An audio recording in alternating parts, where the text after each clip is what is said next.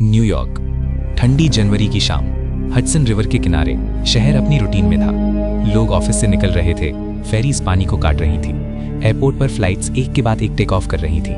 इन्हीं फ्लाइट्स में से एक थी यूएस एयरवेज फ्लाइट 1549। कोई इमरजेंसी नहीं, कोई वार्निंग नहीं, बस एक नॉर्मल फ्लाइट जो कुछ ही पल में एविएशन हिस्ट्री बनने वाली थी।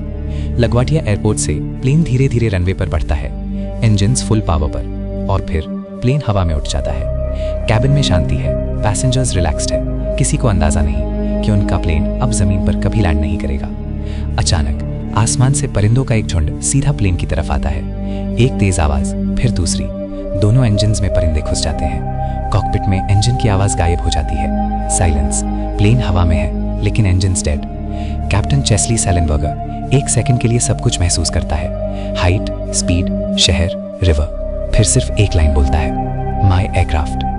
ये घबराहट का पल नहीं था, ये एक्सपीरियंस का पल था।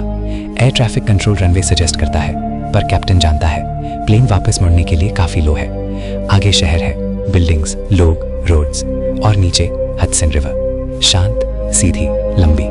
और तब वो फैसला आता है जो किसी मैनुअल में लिखा नहीं होता, we are going to the Hudson.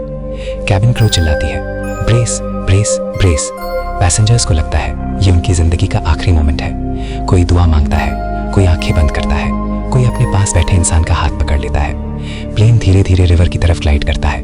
Landing gear बंद, फ्लैप सेट, एंगल बिल्कुल परफेक्ट, और फिर प्लेन पानी को छूता है।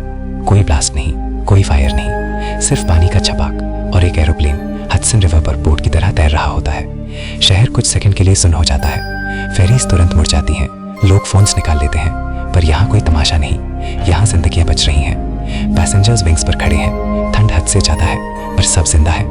कैप्टन सली प्लेन के अंदर वापस जाता है, एक बार नहीं, 2 बार, हर रोज चेक करता है कोई रह तो नहीं गया। जब श्योर हो जाता है कि सब बाहर है, तब आखिरी में वो खुद प्लेन से निकलता है। 155 लोग, 155 जिंदगियां, एक भी मौत नहीं। बाद में इन्वेस्टिगेशन होती है, सवाल उठते हैं, रनवे पर क्यों नहीं गए, एयरपोर्ट वापस क्यों नहीं घूमे। सिमुलेटर टेस्ट होते हैं, डेटा एनालाइज होता है, और सच सामने आता है। रियल लाइफ में उतना टाइम ही नहीं था, जो डिसीजन लिया गया वो बिल्कुल सही था।